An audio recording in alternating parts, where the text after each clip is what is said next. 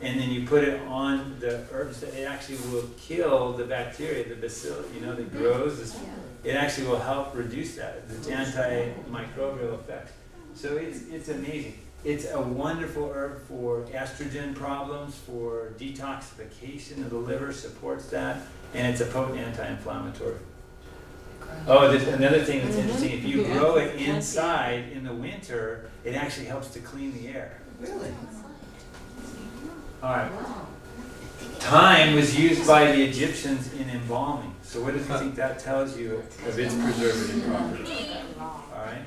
The other thing, it's another one that helps with cleaning the air. And if you take thyme and you put it in hot boiling water, in fresh thyme, you want to kind of break it up, cut it up a little bit so the oils get released. And then you inhale that, it actually is a great decongestant. All right, and you'll see it in a lot of the preparations.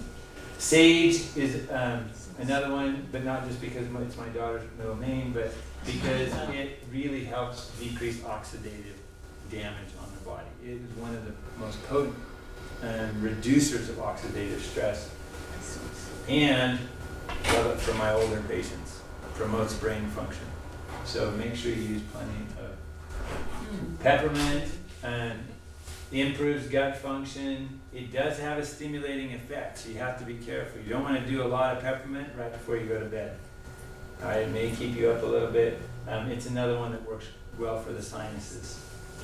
Oregano, two components, thymol and carbachol, have been found to be significant antibiotics, particularly in the gut. So it's amazing at its ability to knock out pathogenic bacteria, particularly candida, in the gut by supporting and maintaining healthy bacteria. So a lot of the gut rebalancing, reformulating formulas you'll see out there will have oregano oil in that because of that. What's candida? Candida is yeast. If you have a yeast infection, that's usually the source of it. What oil do you use for it?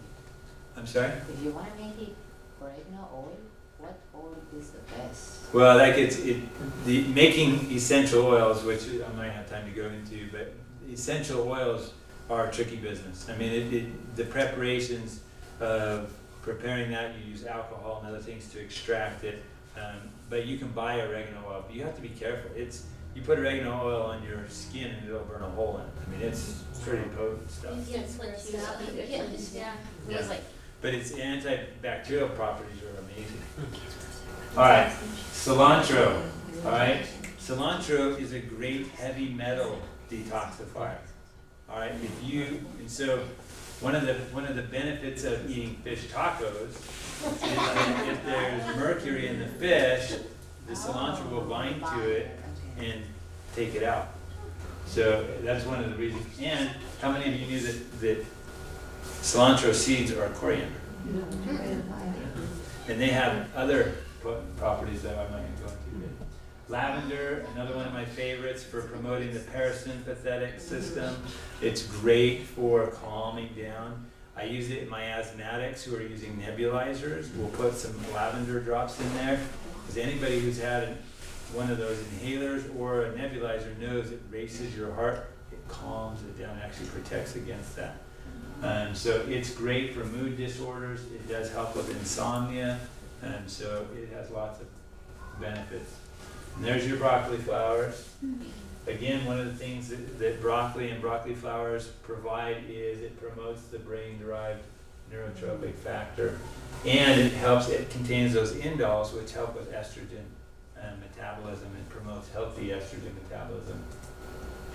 Hibiscus. Okay, so I have to tell you a story. When I was in Mexico, I was drinking a lot of hibiscus tea, and I could not figure out why I was urinating all the time until I prepared this talk. And I realized hibiscus is a natural diuretic, so be careful when you drink it. But it's one of the highest sources of vitamin C, and is in the hibiscus flower. And it's so good for cough. And it is good for cough. Yep, you're right. All right, roses. All right, so you can eat roses. I would not recommend that you eat roses from the florist because they're spraying those with preservatives so they look fresh a lot longer. But if you are growing roses in your garden, They contain a lot of polyphenols, which are really, really good. And it's not uncommon to go to restaurants who serve edible flowers, and you'll see rose petals. Eat them. They're a little bit astringent, but they do have a sweet flavor to it. And the rose hips are super high in vitamin C. So I'll go out there and cut those off our rose bushes and eat them. We'll use them instead of vitamin C tablets. We'll eat those. All right. Anybody know what this is? Well, of course, this is zucchini flower. All right. So this is one of our favorite treats we brought back from Italy when we lived in Italy, and that's goat cheese inside of there. And so we fry up the zucchini flower and eat it and get lots of extra vitamin A. And that's where I work. So if you're interested, and also I forgot to put up here, I have a blog site now. I'll throw that up here while we're eating, but it's ericlundquistmd.wordpress.com. So you can look for future events and other things. So let's take a break. Let's get something to eat, and then we'll come back and answer some more questions. Is there any way you get a printout of that? There is, yep. Okay, good, because it went so